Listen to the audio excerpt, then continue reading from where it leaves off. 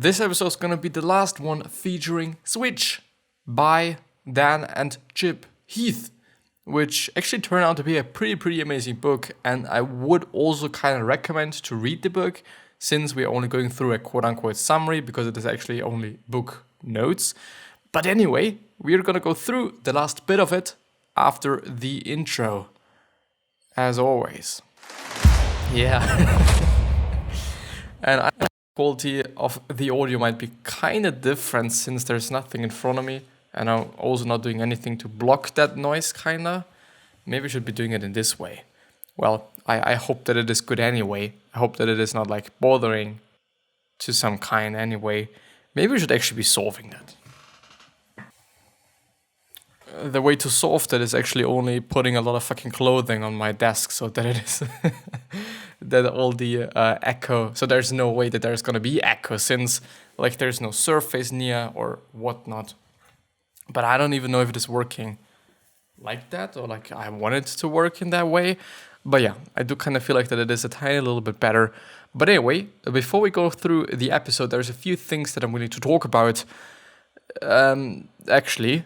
But so please check out the description. That's quite it in the end, Long story short, please check out the description because there's everything that's necessary, everything that you're gonna need, and everything that might be important to you.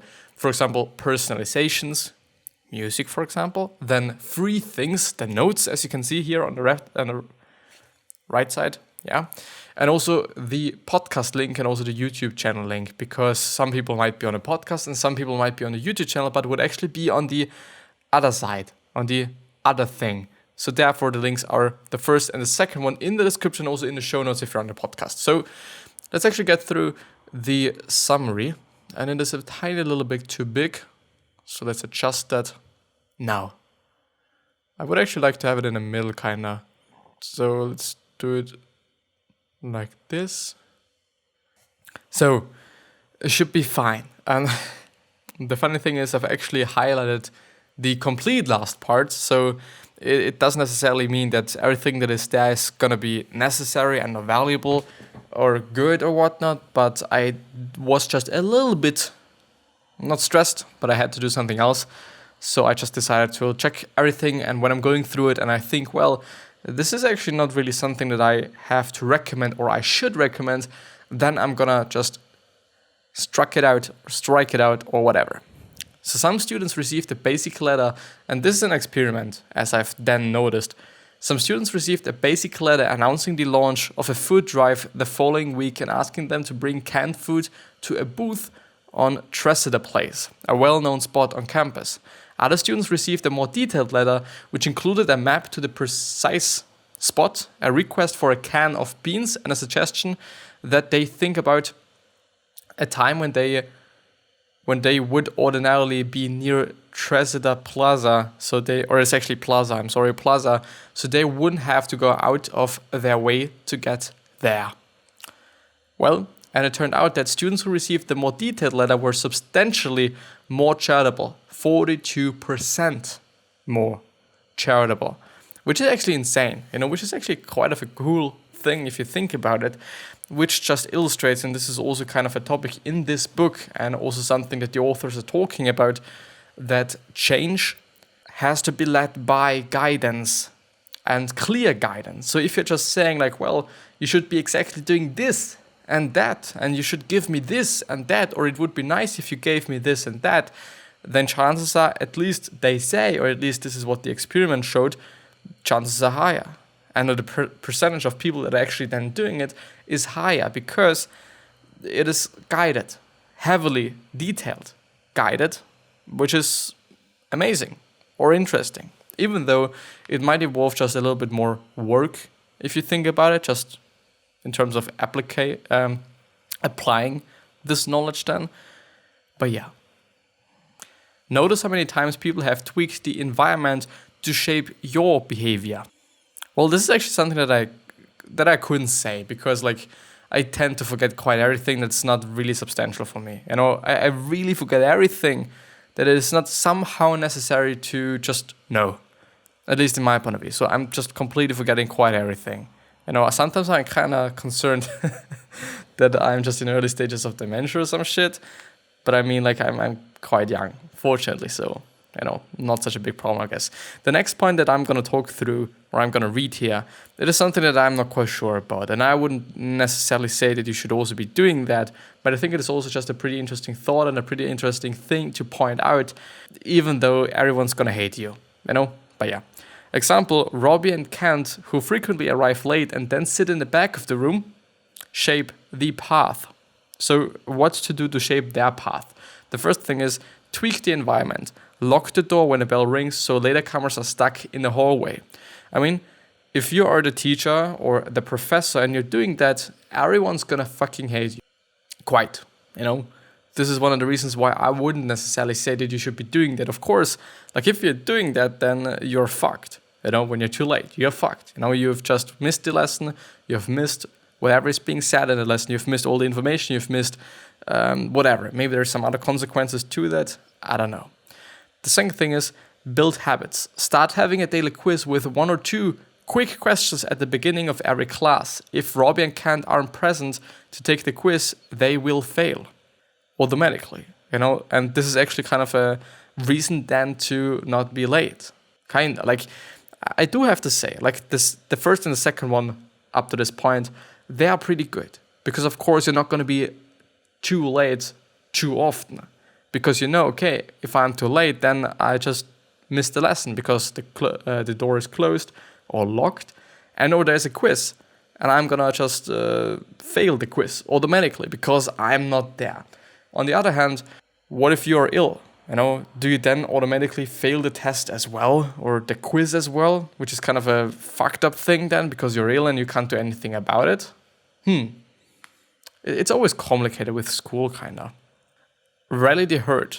Post a class on time record on a wall. Maybe when Robbie and Ken see that they are the only students violating the social norm to be on time, they will change their ways. The fourth one is build habits. Set a policy that the last student in his or her seat every day will be asked to answer the first question of the quiz. The fifth, rally the herd once again. Find a way to let Robbie and Kent know that the other students dislike what they're doing, as they almost certainly do, which is something that I'm not quite sure about because, like also in my class, there's people that are frequently coming late and I just give a fuck about that. Like I really don't care. If they're coming late, well, it is what it is. Sometimes I do feel sorry for people that are just presenting something, people that are having a presentation at this point in time, and then people just, come in and they're like, well, they're not saying anything most often, but it is like a little bit of a fucked up thing for the people that are just presenting. At least I guess, at least I think, not necessarily for me, but I could assume, and I can also imagine that it is not really something that a lot of people favor to have or would like to have. So yeah, in the end, it is like, anyway, let's move on. Often troublemakers have the illusion that their defiant behavior makes them folk heroes. They can be deflated quickly by frank peer feedback. And the sixth and last one is tweak the environment. Once again, do what Bart Miller actually did. He bought a used couch and put it right at the front of the classroom. It was immediately obvious that this couch was the cool place to sit. Students could slouch and relax instead of sitting at a dorky desk. Suddenly, Robbie and Ken started getting to class early every day so they could get a good seat. And they were volunteering to sit at the front of the class. And this is really indeed a genius task to do, a genius thing to do, to just actually get people to sit in the front of the classroom, even though this is also something that I'm doing just because I like it. Kind of, I mean, it is something that I've started to do. I know back in, I even don't know what it is. I don't know if I'm in high school or if it is a college or whatever. I'm always just referring to it as school because I don't know the fucking vocabulary. And I should really look that up because I'm often talking about that and all the time it fucking bothers me that I don't know that. But anyway, in the school where that I've been attending before I'm now attending this school, the graphic design school I'm on right now, or that I'm at right now, I've always been sitting in the back as far as I remember. And it hasn't been a big deal as well. Like it's been pretty fine. Like it's not been such a such a bad thing. It didn't also have anything to do with me just receiving bad grades then, because I was always doing something else with my friends and whatnot. Like, yeah, of course, I did some other shit with my friends as well, because like you are gonna just get used to just being in the back, and most often people are not gonna just notice things then, or the teachers are not gonna notice things then, so you're gonna take advantage of that, quote unquote advantage. Still, like I've always been a good student, whether I'm in the front or I'm in the back. It really didn't matter in the end, and I mean, like, it depends on the classroom. Like, if the classroom is really broad, a lot of people are able to sit just next to each other, then it is not such a big deal. But if it is a really long one, which means that the far back, if this makes any sense, I don't actually know. The farther back you sit, the worse it is, since you're just there's a huger distance between you and the teacher. It could kind of affect your grades. If you should care about grades or not, this is totally something that you should also be thinking about, besides the whole point of wherever you're sitting. But yeah, anyway, long story short, leaders had to reshape the path consciously. With some simple tweaks to the environment, suddenly the right behaviors emerged. It wasn't the people who changed it, it was the situation. What looks like a people problem is often a situation problem. Design an environment in which desired or undesired behaviors are made not only harder, but impossible. I mean, let's think about habits there. And this is completely something, and I do actually want to just point this out a little bit more. Can I do this? No, it's not going to work out. The thing is, if you think about eating habits, if you're having cookies at home, the chances are there that you're going to eat cookies. If there's no fucking cookie in your fucking home, you're not going to eat any fucking cookies, because there is no fucking cookies. It is an incredibly easy and efficient way to just restrict certain behaviors and or to just change certain behaviors, because you are restricting yourself, because you're making it impossible to do something. I mean, if you're not having any cigarettes, you can't smoke anything, unless you actually just try to smoke paper and some shit. Like you could, but I don't know if this is just what you're then looking forward to then. But I don't know, but it is a simple and fucking effective trick, and I really loved it. In trying to minimize the risk of bad outcomes, injury prevention experts often turn to the Haddon matrix, a simple framework that provides a way to think systematically about accidents by highlighting 3 key periods of time: pre-event, event, and post-event. Why are habits so important? They are, in essence, behavioral autopilot. They allow lots of good behaviors to happen without the rider taking charge. Remember, the rider's self-control is exhaustible, so it is a huge plus if some positive things can be happening free on autopilot. To change ourselves, or to change yourself or other people, you've got to change habits. And this is totally something that I'm noticing, because I'm doing such a lot of shit, and I do know that some people wouldn't be able to do that at this point in time, but I'm so used to it. I'm on autopilot. I'm just doing this freely. And this is also one of the reasons why I'm not getting exhausted. This is one of the reasons why it is not so exhaustive compared to it being maybe just fucking exhaustive to other people or for other people, just because I'm used to it, just because it is something that I have been doing for some time and it is a habit, So yeah, Rackspace example. When the call queuing system was thrown out, the customer service staffers quickly developed the habit of answering the phone. Yes, I can assume that. I do actually should hurry up a tiny little bit. Action triggers can have a profound power to motivate people to do things they know they need to do. Peter Gollwitzer argues that the value of action triggers resides in the fact that we are preloading a decision. Dropping off Anne at school triggers the next action, going to the gym. There's no cycle-conscious deliberation. By preloading the decision, we conserve the rider's self-control. And this is often something that I'm referring to as chain reactions of habits, because it is like, okay, I'm brushing my teeth, and afterwards I'm gonna eat breakfast, or something like that. Maybe it is something completely different, but there's always something after something. There's always a pre-event, then the event, and then a post-event, as they also said. When people pre-decide, they pass the control of their behavior onto the environment Gollwitzer says that action triggers protect goals from tempting distractions, bad habits, or competing goals. Habits are behavioral autopilot, and that is why there is such a critical tool for leaders. Leaders who can instill habits that reinforce the team's goals are essentially making progress for free. They have changed behavior in a way that doesn't draw down the rider's reserves of self-control. Which then just makes everything kind of clear and everything just understandable. Like, okay, if you're just able to do something on autopilot, which is not going to take any resources, or at least not as much or nearly as much as if you would not be doing it on autopilot, but everything consciously, then it just makes sense. Habits will form inevitably. Whether they are formed intentionally or not, you've probably created lots of team habits unwittingly. If your staff meetings always start out with general small talk, then you have created a habit. You've designed your meeting autopilot to yield a few minutes of warm-up small talk. The hard question for a leader is not how to form habits, but which habits to encourage. A good change leader never thinks, why are these people acting so badly? They must be bad people. A change leader thinks, how can I set up a situation that brings out the good in these people? This is actually a fucking good question.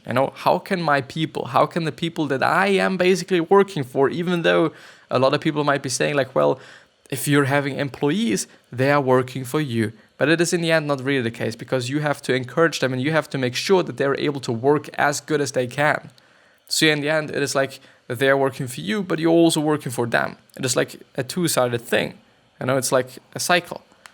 And this is totally something to think about.